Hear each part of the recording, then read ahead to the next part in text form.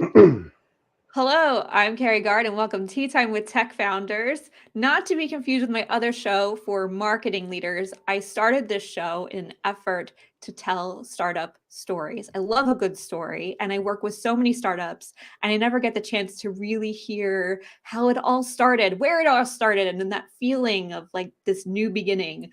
And so I wanted to hear those stories, and I felt a little selfish to hear them on my own. And so I said, why not start another podcast where we all get to hear them and feel inspired by them and want to go on our own journeys along with it. So here we are. Today I have Brian Riordan with me, the co-founder and COO of Avalanche Energy, and they are on a mission to create fusion microreactors in an effort to fuel the future. And we're going to unpack all the things in a second. Brian, welcome to the show. Thanks, Gary. Good to be here. I'm excited to have you. Brian and I have been working now for a few months together since May, and I it's been an eye-opening experience to say the very least in terms of what y'all got going on over there. So I am so thrilled to be able to share this story with everybody. Tell us before we get into Avalanche, what's your story, Brian? What's your career path? That ended you up, that landed you here. I think we use the term career path pretty loosely and all have this like expectation that there's some roadmap to find our way through life or through careers. And if I do end up describing my path, it's more like a pinball machine than like a path that, sometimes it goes into that little path and it like goes down this, you're like, yes, that's where I want it to go. And then lots of times it hits those things or things will pop up along the way that you didn't expect. And that's more like what it is. So my path is starting out with one degree and quitting school and working in a labor union and building bridges and roads and having ideas. And people said, we'll leave that to the engineers. And I was like, okay, well, that clearly needs to be what I am. So I got the piece of paper so that I could talk to people about ideas. And then I ended up in an industry that's really wanted engineers for the most part to, as kind of a necessary evil, to support their existing products or to do very, very safe micro improvements to either keep their patents relevant or to just support the existing products. And that did not speak to me. It was like, no, I want to build, I want to create, I want to do something new. And so I started doing special projects. It was emergency stuff where nobody knew what to do right then. I was like, this is living. And then I was literally told, this was first talk of career path in my life. I was like, I'm not getting any promotions. And like, Brian, you don't know any of our products. And I was like, I don't like your products. So, well, you work here. I was like, well, I want to do the special stuff. And they're like, that's not what we exist for. We exist to sell these dumb things we have. And so I went to find a different job. Find something new. Who is pushing the boundaries of that industry? And so it started in subsea oil and gas, which wasn't the mission that I wanted or the really the products I wanted to work on, challenging though they were. And it moved to, I was fortunate to get into very early in the subsea mining industry, as it were. Great challenges, R&D, that was very satisfying. But the regulatory environment wasn't quite ready for it, still isn't. And so I got into some small startup stuff on my own, from logistics to consumer products. Found myself in aerospace, where I met my co-founder, where we were at, I was no longer me and a couple oddballs doing the strange projects. It was like me and all oddballs that were here, like, I'm here for the strange projects. Like, I want to do something new. I want to use fundamentals to build something that's better than what exists already. And that's where I met Robin at doing some memos for Jeff Bezos for Jeff's startup company and or startup new space company. And that was super satisfying in a way of having a grand mission and being surrounded by a sea of people who want that to happen with milestones they believed in, where even the most stoic person, when you achieved them, was throwing their arms up in the air and yelling and jumping. And it was like, this is what If I'm like doing something, if I'm trading hours of my life for money, this is the way to do it. Big mission, awesome people, loving the process. Um, and so I hope you were in for a long answer, Carrie. So Yeah, I'm here during for that it. time, during that time, I met Robin Langtree, my co-founder at Avalanche Energy, and we're talking about big ideas, like you do in a group of people like that. And we're talking about better ideas or better ways to execute them, or a lot around the process where people would get a big mission, and you're like, "That's fantastic. I want to sign up for that." But it's a big mission. It's long. It's way out there, and to get there, you might want to hike. You want to go to the top of Mount Everest. It's like, yes, that's a great challenge, but you got to get there, and your day to day all along the way. All the way back from, I'm making this analogy up as I go here, all the way back from like getting the money together and the plane ticket and figuring out your visa, like all this Yeah. stuff is taxes and Yeah. stuff along the way. So how do you feed yourself along that way? So that process matters. And then if you're climbing this mountain, I'm just going to run with this analogy. If you're climbing this mountain with a bunch of jerks, it's going to be like, I don't want to do this anymore. So Slog. it's like, my process has got to be great. My people have got to be great. My mission has got to be great. So we're talking at a cafe one day, and I remember distinctly. I don't know why, because it didn't seem like a momentous moment. But I was talking about entrepreneurship that we're both into. We both wanted to go out on our own and get that kernel of a company and crystallize it and go around it. And Robin, I said, "Hey, I've got this entrepreneur idea," and Robin's like, "Great, me too."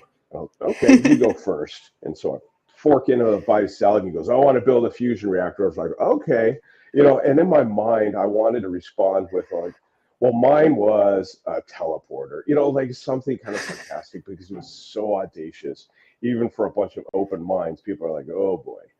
Um, and I got hooked on the mission. We're having these smoke seasons up in the Pacific Northwest. The sky is an apocalyptic burnt orange. Yeah. And it's like, close the windows and everything smells like barbecue, and not the good way. It's like you can't get it off. It's like, I want the barbecue over. Strapping filters to the back of your box fans, and like weird stuff like that. What a beautiful summer. Everybody stay in. And it was hard to like work overtime and True. say like, let's go to space. And it was like, originally it was like, let's go to space because it's cool. And then it kind of felt like, quick, let's go to space before we catch fire. And it was like, like, that's good. There's a bunch of people in this. It's a bunch of 80s, 90s kids that are like, space. And I still am. But I was like, all right, who's putting out the fire down here in like a really meaningful way? And I don't mean to like knock anybody here, but I'd see like apps that would integrate with something that will allow you to donate to a cause. And I'm like, that's not bad. It's definitely not bad, but I don't think it's actually going to put a real dent in the problem. And that's like, all at that same time, we're talking about fusion, and we're like, this is audacious. This is a tough nut. Um, and it was like, originally it was kind of like, maybe we'll work for somebody to do it. I'm wondering how long to go here. We decided I'm gonna keep going. I got 30 more Yeah, I seconds want. of spiel. I haven't. So I think this is before we get into the Avalanche side of it. I'm on the edge of my seat, so I wasn't going to Okay. stop you, but you stopped yourself. So I'm All gonna right. pause there for a second Get control of this.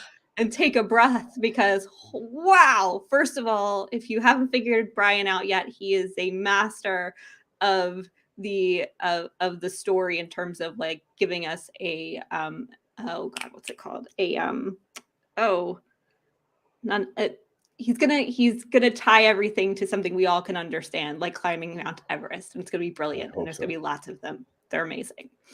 In terms of you meeting Robin and being in this culture of aligned on a mission, and it sounds like, and we're gonna get there in a second, but it was, you had to first find the mission, which is what you're going to tell us in a second here, with you and Robin sitting across from each other talking about fusion. Do you, and I wish, I'm kind of kicking myself for not inviting Robin to this too, because I kind of want his side of the story now.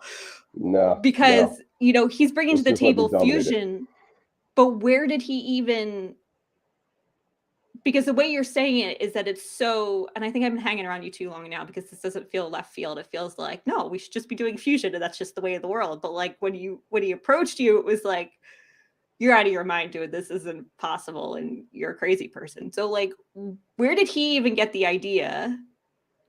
And why did you think it was so out of this world impossible? Yeah, sure. Good context. So, where do you get the idea? Like, I think you don't have to understand first that we were surrounded by, on purpose and by just circumstances of our business, by a bunch of nerds who loved engineering, sci-fi. Like they were inspired by Star Wars and Star Trek and um, I'm suddenly blanking on difference of the explorers, as a kid. And it was um, technology. There's a definitive optimistic future that we can create through engineering and science. That was like, kind of the foundation of a lot of people's thought process. I'm going to assume we haven't talked about it that way, but I believe that to be the case. And so talking about fusion or talking about long energy storage or new batteries or rocket sleds or space stations or mining the moon and making in situ structures was common, like lunchtime fare. Like this is so what you talked about. And you do the other things that everybody's familiar with this, like techie edge flair to it, where you'd be complaining about business, but you'd be complaining about, I want to test this thing earlier and I don't have enough space for it, or these machines are overbooked and I can't get some time on them. Like it's similar to everybody else, where if you care about your business, you're going to complain about what's slowing you down. So I think it's familiar, just the topics are a little bit different. Um, so that's how, like, talking about fusion is like very natural. There's a bunch of tech enthusiasts. That's what we talk about. And then why is it so audacious is that fusion there's a few books on it out there, has a very sordid history. Um, the inception or the idea of using fusion as an energy source predates the atomic bomb. It predates fission power plants. The theory back then was same as today as far as the basics, is that you can generate energy out of splitting very, very large atoms like uranium-235. And paradoxically, you can get energy out of combining atoms, but only if they're very light. So usually you'd think, like, how do you get energy out of splitting and combining? That's cheating. It's like there can only be one. Well, anything lighter than iron 56, it theoretically can make energy out of combining. And anything heavier can theoretically make energy out of splitting. And generally speaking, the heavier it is or the further it is from iron 56, the more energy can be able to come out of it.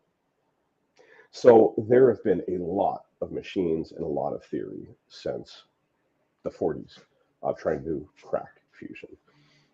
And so that's why it's audacious. There's a perception, there's this weird perception that is permeated like all kind of circles, where people will go, okay, fusion, I feel like it's somehow related to nuclear, and I feel like somehow it is our future, and I feel like somehow it's dang near impossible, and I feel like it's somehow absolutely huge. Like these are the kind of general impressions, and people are not quite sure why. It's shown up in articles since they're kids, so they've kind of heard about it. It's shown up in sci-fi like over and over again. And I think that helps that fusion's future. But because of 7-8 decades of efforts that have not yielded a net energy positive fusion generator, anybody who says I'm going to build one is up against a very difficult history. So let's stop there for a second, because we're not a technical audience. And so I just want to be very clear on what we're talking about here in terms of fission versus fusion.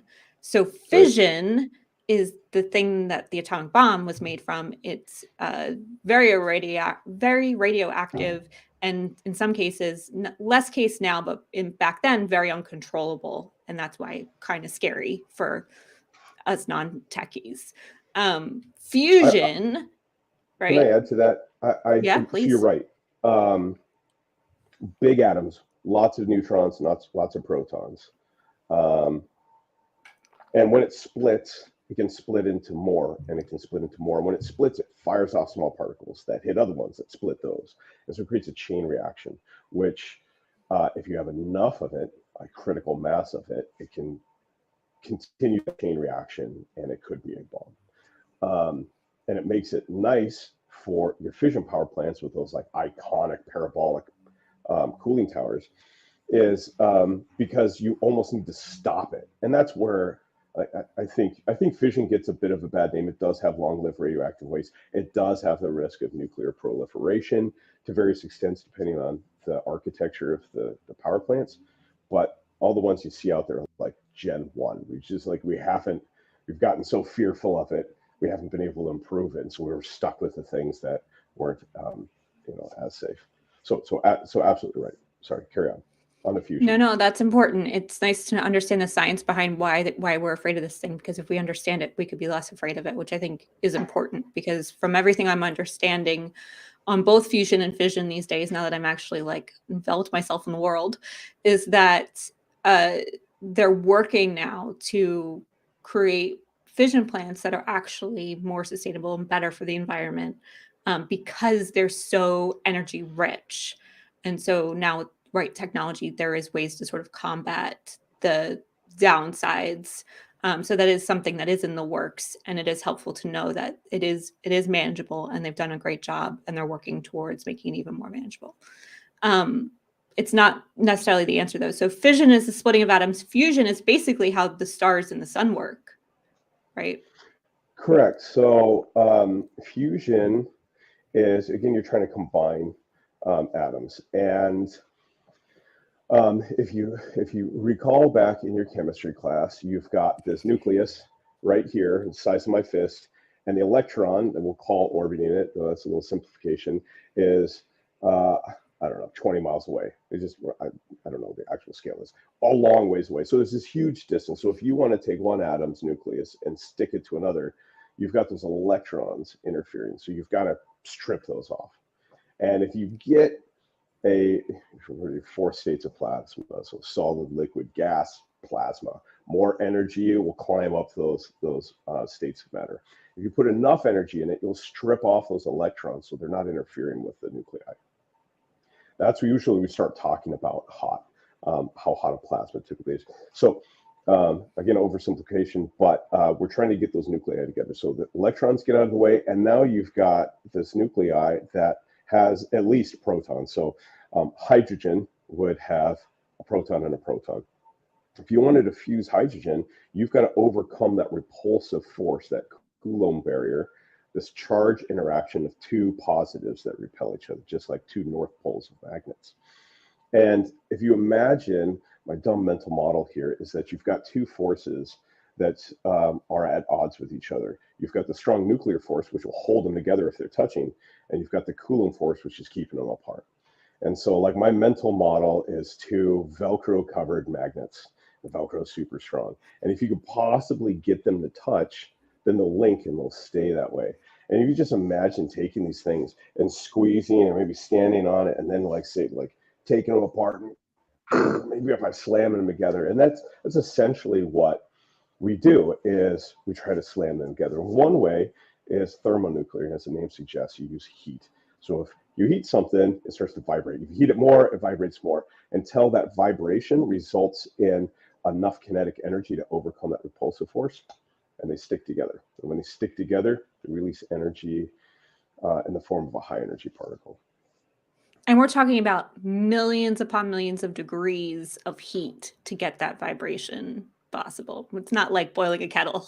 Just no, it's why they call the analogy very often is like, star in a bottle or sun in a jar or something like that. And one of those challenges is that you get this hot enough or high energy enough that any container that you put it in to be able to contain that kind of reaction would be destroyed. And that's one of the really tricky parts about fusion, is I got to pull everything else out of there so it doesn't conduct that heat away.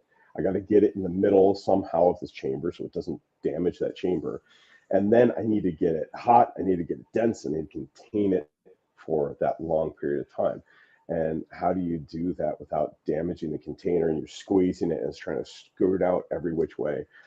So there's theory, which is really difficult to get something that you think is going to work. And then there's the engineering perfection that often comes with like being able to handle those instabilities. And you imagine like, squeezing some water, carrying some water out of the pool. Like I've got to have every little crack covered here. It's going to be leaking out. Any leaks result in a lot of confinement loss, which isn't an apocalyptic thing. It means your reactor shuts down. It means it just stops. So it's not to be scared of for fusion. But that's one of the benefits but it will of it, yeah.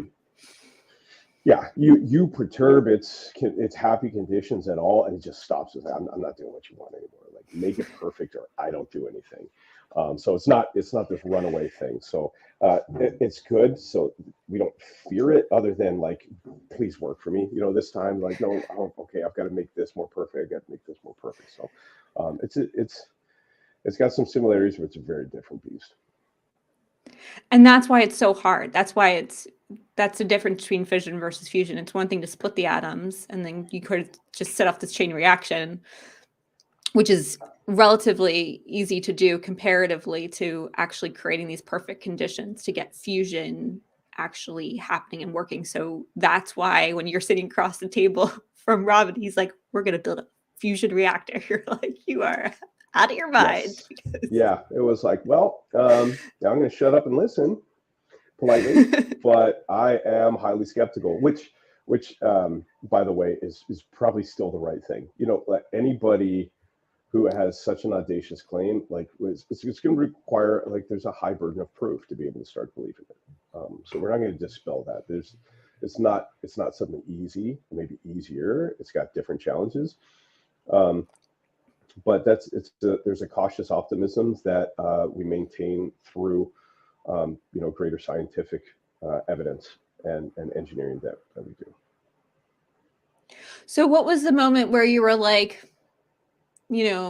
okay, you like sort of you had to obviously come around to the idea. You're building a whole company around it. So what was it for you that felt like, okay, I'm committed, I'm in? Is it something he said? Is it some information you found? What was that moment for you? So it's two. It's information coming from Robin and information that I found just researching fusion. And what was coming from Robin was the amount of time, effort that he put into researching it, and the amount of simulations that he run, and my faith in him as is just a very broad scientist. So he was like highly capable, and he had covered most things that I could think of in a very short period of time. And not only like I think of this problem, he's like, yes, I've thought of that, and I found this paper, and I did some kind of bounding calculations, and it's in this range here. So it's not dead because it's not beyond here. So, okay, yeah, sounds reasonable.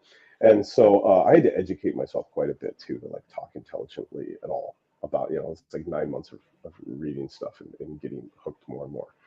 So that's one aspect of it. The other is, you are, like a natural question that's always hard to answer. It's like, well, why you? Why now?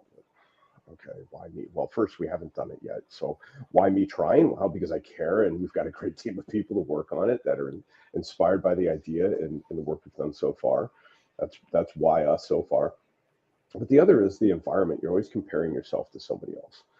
And the harder it appears, and the more credentialed somebody else is, the more discouraged you're going to be. Because if not them, why me?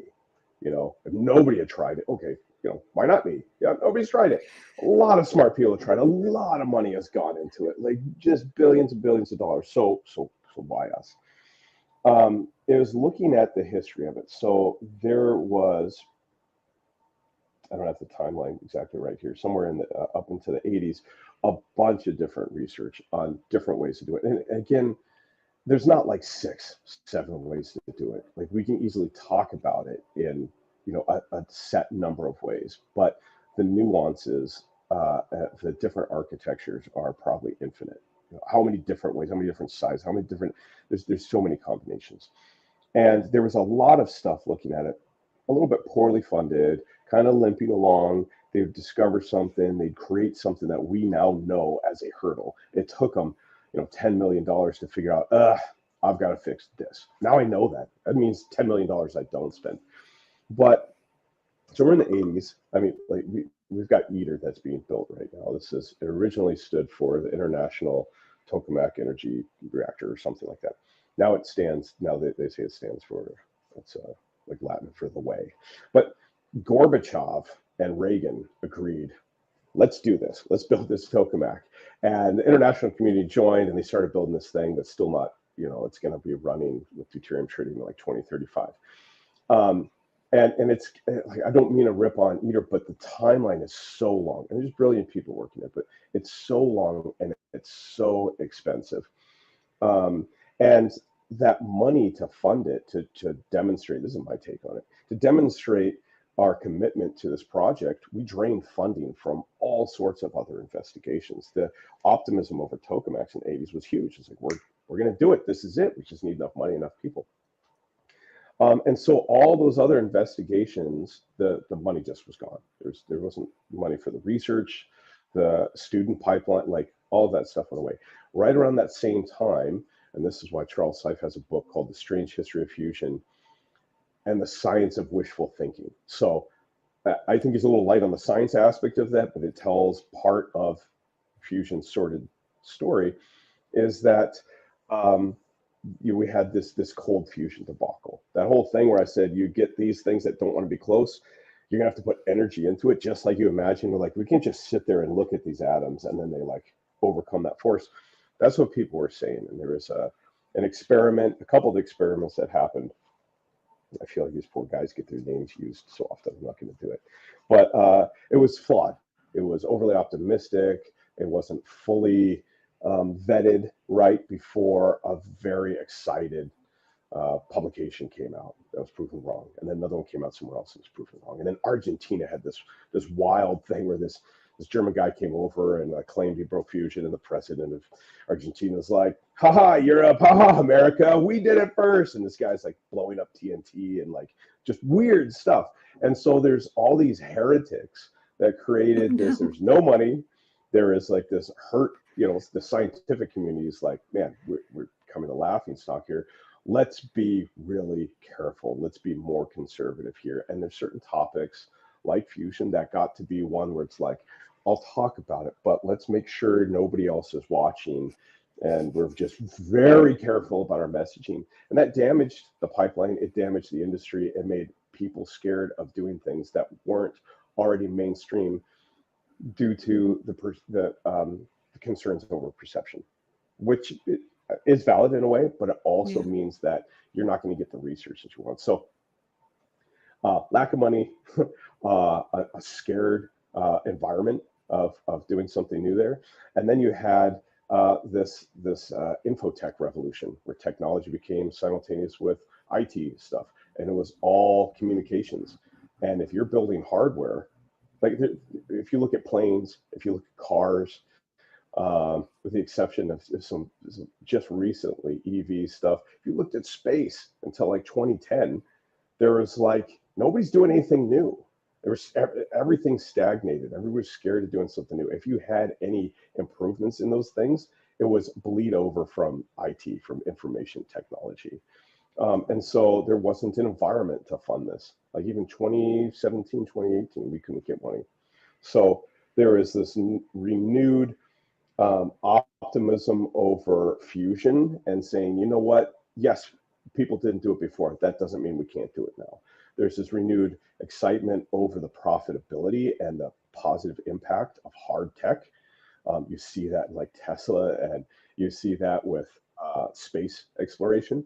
You see VCs saying like, or people contributing to VCs, investors saying, I don't want another app. I don't just want to get a return on my money. I want to do something positive for the world. I'm getting scared of what I'm seeing out here, and I think we need to get under control. And I think that's just created this very ripe environment for a reinvestigation in fusion that Robin and I just happen to be talking at a cafe table about, and finding out years later that there was a lot of cafe tables talking about fusion, I guess, because there's suddenly this I was going to say explosion. It's probably a blooming of the different companies that are investigating fusion. They're coming out of the woodwork. It's exciting. And I love how they're all approaching it differently, which is exactly what Avalanche is doing, because we talked about ITER, which is all about, I mean, this thing is huge. It's like the size of a small city, maybe not small, maybe the size of a city. It's enormous. And It's the like 500 plan, hectares. yeah, and the plan is for that to power what's called the grid, right? So to be able to power cities and power countries and power big swaths of area that require a lot of energy all at once. And then there's a couple other companies that are coming out who are doing something similar, but in more of a smaller modular way, still wanting to impact the grid and have these stations sort of, around different places to be able to make that happen. Helium's one, Zap's another. You guys are doing something entirely different in terms of size. Why don't you talk to us about what that is and why you're going so off the grid, pun intended? A few different reasons. When Robin brought this up to me, I was like, all right, look, exciting, cool. It's easy to get enamored with the vision and excitement over this, but how and why? Why us? What would be doing different? What would be something that would be really worth investigating, and why? And there's a couple things to that. We probably can't go too deep in one of them, but I'll say that size is really, really important for speed of development, of learning, and for final economics. So first, for development, if you wanted to make something,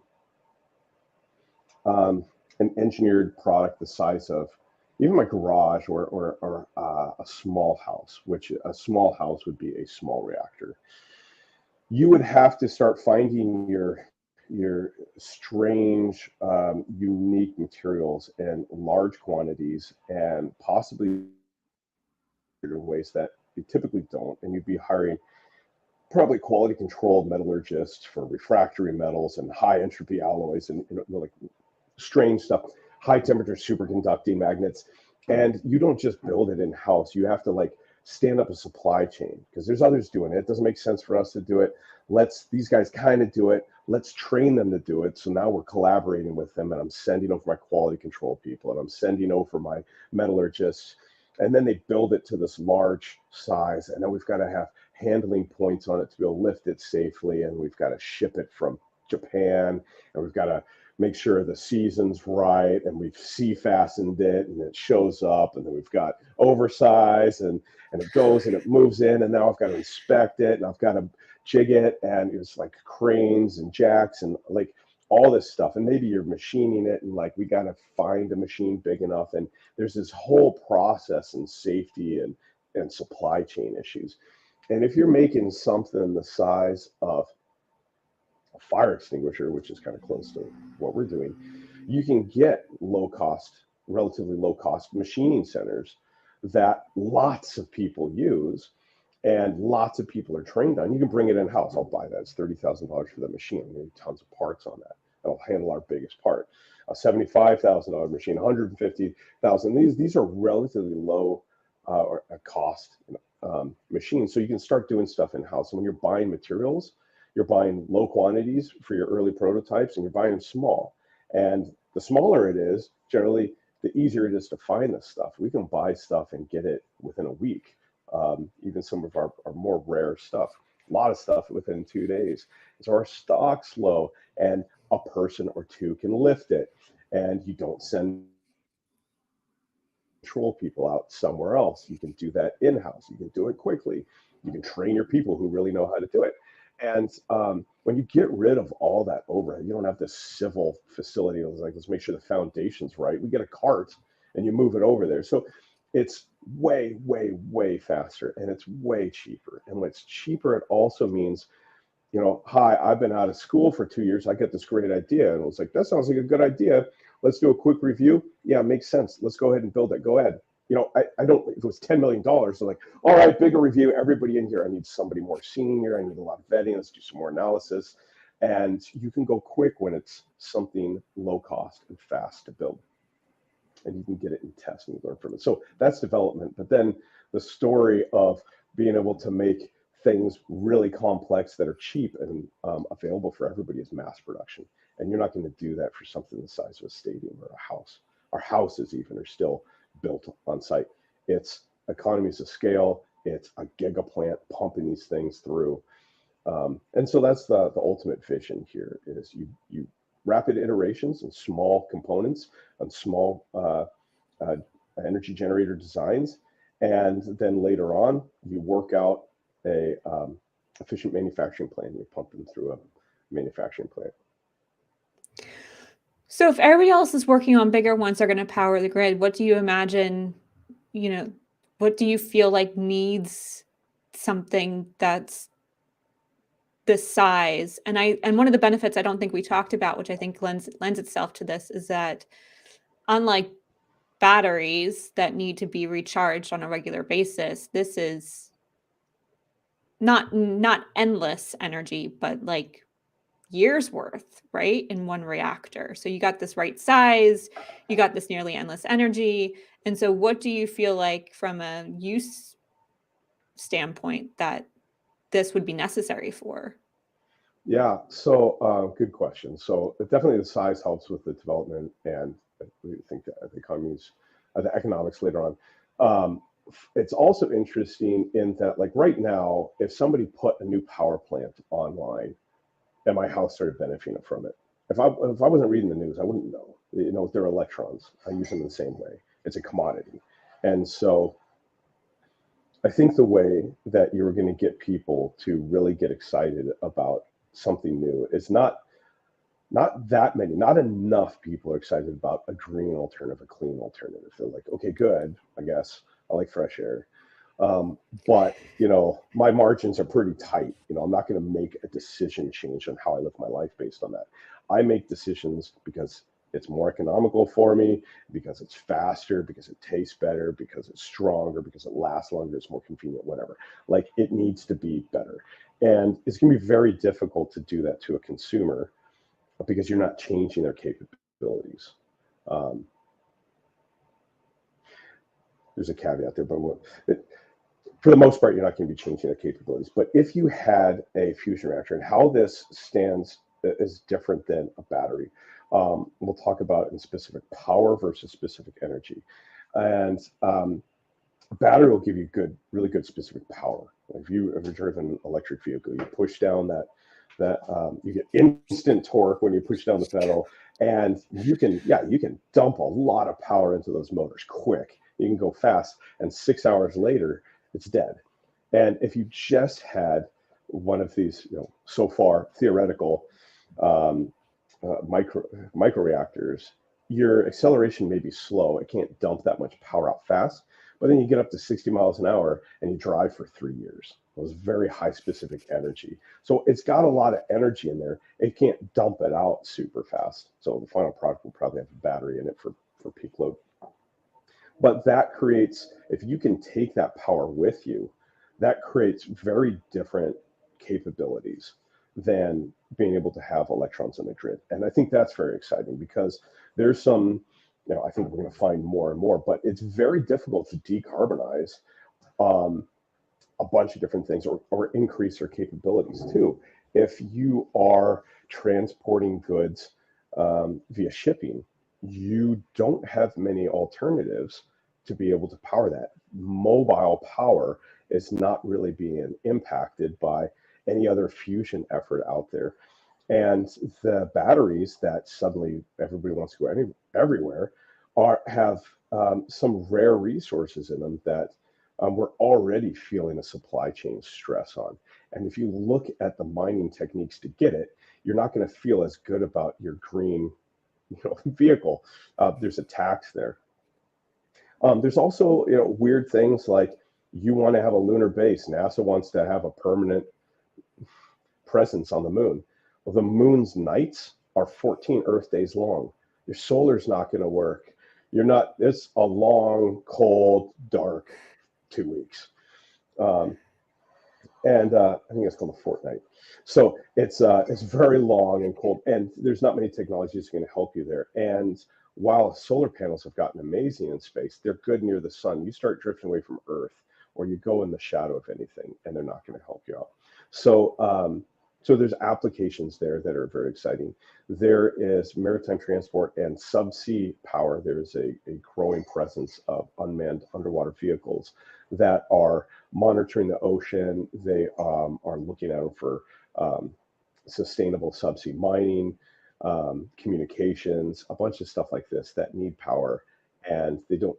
The batteries don't last long enough. There's long distances to go, and it's you know relatively cold, and they can't be up on the surface or waste some time. So there is some major capabilities that come there. And if we get, I'm going to say when we get light enough, um, air travel would be very, very interesting. Most of the cost in travel is in the fuel, and the fuel weighs a lot.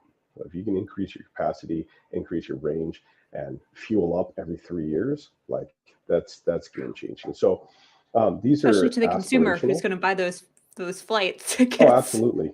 Yeah, and it's like I don't want to stop that whole way. Let's go straight there, and that's going to be more economical because it's a power, it's an energy density problem for the most part. So they're aspirational things, but those are the things that we get excited about. Like this is where this would fit into society, and probably like most other inventions out there, it'll show up, and clever people will go like, "Oh, I could use it this way." Like I don't know where it's going to go. Probably wildly different than I expect. It'll find more places than I anticipate. I mean, you've already had some people give you a call and be like, "I haven't." I think there was somebody who was talking about an orchid plant she had, like where she had all these orchids she was trying to keep alive. And she's like, "Oh, that would make this so much easier." I think there was somebody That's talking true. about um, servers, having servers in the middle of nowhere and being able to power them there. There's like these endless applications that we haven't even thought of, which is just so cool to like hear people's ideas around what they would do with this thing. It's wild. Yeah, we've gotten some interesting. I used to answer all of the emails that came out, and it finally got to a tipping point where I can't. But yeah, it was greenhouses for orchid growth in some rural place, and they just wanted the heat. And yeah, like crypto mining kind of places where the communities didn't want them. They're soaking up so much power. They want to be out away from everybody else, and off grid's even better. And could we use it? And it's like I love your enthusiasm. I like that. Um, we're not ready yet, quite. No, but this is the comes back to the mission, right? And this is what I love about this. It's a very audacious goal, as you've laid out for us, of how hard it is to make this thing. Uh, what is it for you? There's a lot of skepticism around this. There's definitely a lot of challenges in the market in terms of making this thing happen from a material standpoint, um, from a science standpoint. What keeps you going personally? Is it just the fires that are happening? Is it more than that? What is it for you that, in those hard days where things aren't quite going right, as a startup and it's hard? Well, I definitely believe that you have to have people fighting for these missions, or you're not going to go anywhere. Like if you don't, be the change you want in the world kind of phrase. Like I could just hope that somebody else is going to fight this. There's definitely like when you're on the edge of what's known scientifically about plasmas in this regime, you're going to feel uncomfortable. You're going to feel like maybe this is the wrong path, or I've got 10 different paths to choose right now, which is the right one, and it's hard to tell. And so that is taxing, but it is empowering too to think that we are some of the leaders doing that. And if you look at the stories of anybody who's pushed the boundaries of what's known, um, let me rephrase that. If you find somebody who's brought about game changing technologies or uncovered new science, they had those same challenges. That is the job. If you are in a comfortable space, if you do know exactly what you're doing and where it's going and how it's going to happen, you're not doing something new. So, if thinking like that is empowering, And that's the kind of attitude that people need to have when working on this kind of project. That should be food. It needs to be food because there's dry spells, or you go and you investigate something and you're building at the same time you did your kind of first order analysis, and by the time you're done building it, you've refined your models and go, nope, sorry, never mind, nope, we should have gone this other way, and that happens, and it's demoralizing in a way, but that is the job. I think what it like really kind of feeds me along the way though is, obviously hitting milestones that you're like, yes, we hit 200,000 volts, and like we were just like at a wall at 70,000 at one point, and our confinement time was crap, and now it's 10,000 times better, 1,000 times better. So it's like making those technical progress. That's like, yes, I feel good there. But having a team that is awesome and is fun to work around, and like jumps on problems and says like, all right, hit a wall. Bad news, we hit a wall. Good news, I've got 3 different plans to get around it, and we're already on plan A. Like, one of my favorite stories was early on, we were having a hard time getting our kind of vacuum practices, and like we were buying stuff off eBay to be able to get, components during pandemic. And a heavy part rattled free in the vacuum, dropped through, shattered one of the windows on our chamber, and it was in vacuum, so it sucked all the glass up in there. So you didn't see a problem. The glass was facing the ground. And somebody suddenly realizes like our electrodes on the ground out of the chamber, like what our pressure is at ambient. What happened? Our cryo pumps all frozen up, and we realized that it shattered this thing. I was in a meeting. I came out. The chamber was half disassembled already and being cleaned up. We had a design change that fixed the problem, that had just printed drawings already. People were buying parts, and the thing was up and going to get back to pressure in 2 days. And it was like, while that was a setback and it was a failure, it was a team that saw it, fixed it, and implemented it in such a short period of time. Like, I was so pumped. I was like, this is the right team.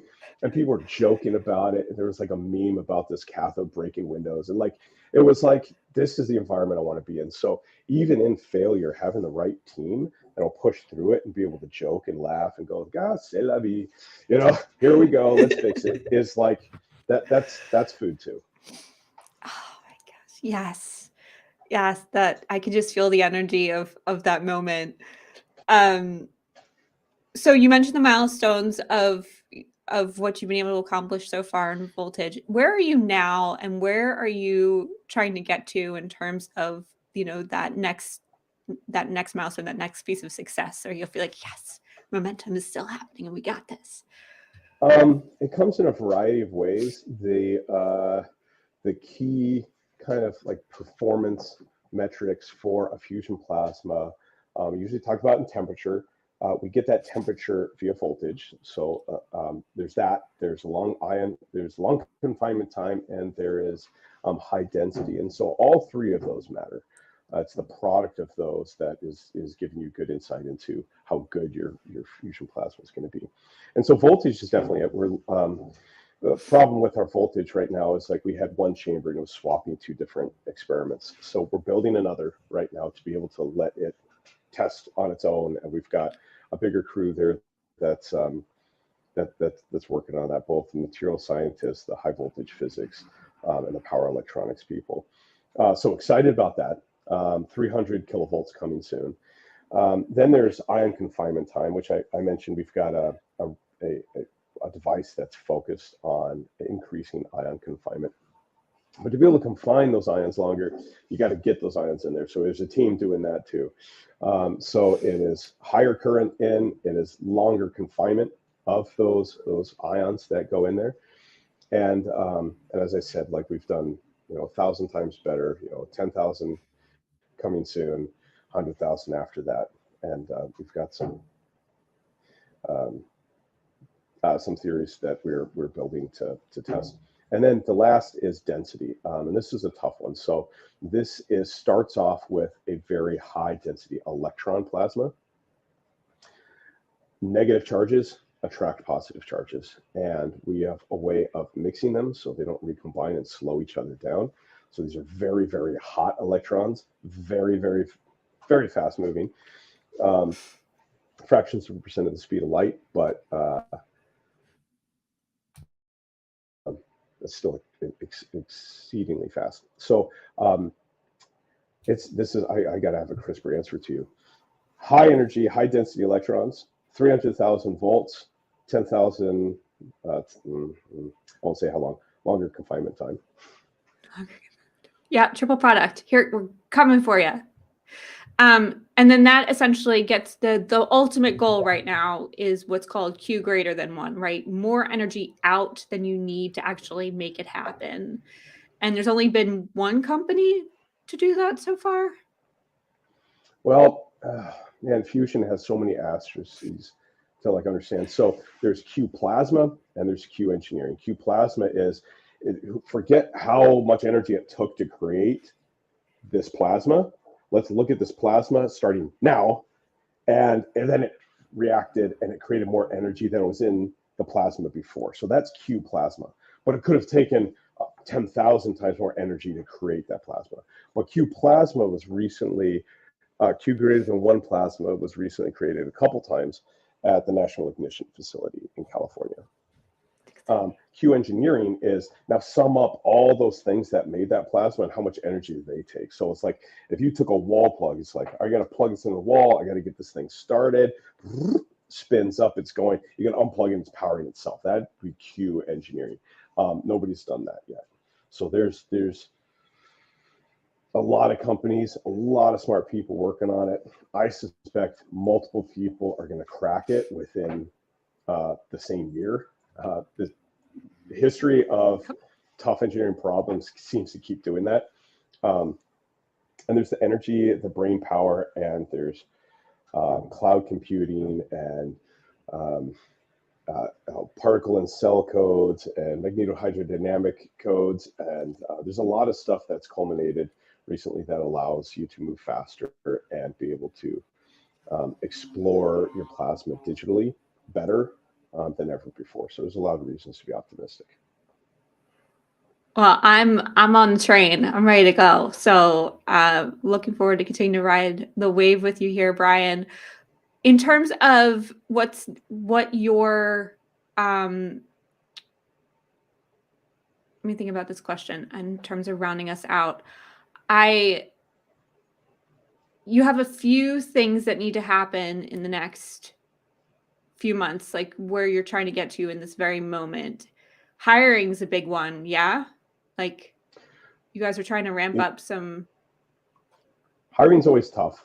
You want to be obviously selective on these rare skills and make sure that they have it and that they've got the right attitude and like curiosity to investigate things and that they show a history of trying to understand the fundamentals. And then you want the right personalities, lack of ego, hungry, humble, and smart, that is going to be able to fit into your culture and contribute to it so that, it's not one person doing this.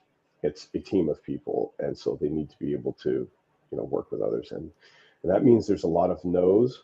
There's a lot of not yets. And so hiring's tough. And with if you think about the skills, hard tech, a lot of people aren't building stuff from scratch or hard tech. They're not haven't been building in the US for a long time. And the fusion sciences pipeline has been that little tiny red straw that's more of a stir stick for coffee. That's the straw we're trying to use to get those resources because they're so rare. That pipeline just hasn't been there. And now you've got all these other fusion companies and they are all looking for plasma physicists. And in space propulsion, think Kuiper project or Starlink, all you use is a plasma process for in space propulsion. And we want to bring chip manufacturing back onshore of the US, another plasma process. So there is this huge boom in these rare skills, and that pipeline's still tiny. So inspiring people, getting them to believe in us, want to be part of a team, and then meet that criterion and not getting hiring fatigue and settling is really tough. It is tough. Owning a company and running it is totally tough. Let's end here in this last question for you, Brian, about that transition of being on the ground engineer building with tech and science and all the things to now building a company. What has been that shift for you from being in the company to now working on the company? It doesn't feel different to me. So at least last job was, working with Robin on the new Glenn program for Blue Origin, and we both started with 10 people. So I wasn't working marketing, I wasn't working communications necessarily, a lot of the ancillary stuff that I've got to learn now, but it was still like, okay, where are we going? What do we do? What are our milestones? What's the team look like? How do we get them on board? How do we keep them happy? How do they fit in? How does it all add up towards something bigger? So a lot of that training was there. So it was definitely a stepping stone. I remember telling Robin, I was like, this is the best training for starting a company you could have. I was working at a company that's like, all right, tell us what we should do. And build the team to do it. There's definitely like growing pains when it's like legal or accounting and like stuff that that is new to me. Um, but I think that's part of the startup vibe that speaks to a lot of people, and me too. It's like, all right, get out of your comfort zone, figure it out. So while it's stressful, it's like this is, if I'm too comfortable, that's like a warning sign, like I'm not growing. Figure it out. I love it. Love figure it outers. You definitely fit that bill, Brian. This was wonderful. Close us out here in terms of getting to know you beyond being a COO and co-founder of, bringing science fiction to reality. And, the last 3 years have definitely been a huge shift for everyone in the world, given the pandemic. What was it for you outside of starting a company? Because why not start a company in the middle of the pandemic? That's a great idea. Outside of starting a company, what else has changed for you? Have you picked up any new hobbies? Are you traveling more? What's Traveling less. Hobbies are revolving around the needs of my 4 kids, 9 and under. And so I'm in my wood shop right now where I have been tasked by my 9-year-old to figure out dovetails to make boxes for her stuff. So it's robotics. It's early robotics for my girls, and some woodworking with my boys is probably, some of the hobbies that I've grown into. There's also 80 gallons of fermenting recently crushed grapes 10 feet from me. So that was a pandemic hobby pickup. I don't know how healthy that one is, but it's been a good learning experience. So yeah, a lot of this is like my life is 4 kids and a startup is pretty full. Yes, absolutely. Wonderful, Brian. I'm so grateful. If you want to learn more about Avalanche Energy and what Brian and his team got going on, you can head on over to LinkedIn and find Brian, or you can head to avalanche.energy to learn more. We look forward to seeing you there and look forward to your questions as they happen. We'd love to keep sharing the story. It's hang on your hats, everybody. It's going to be a ride. Thanks, Gary. Thank you.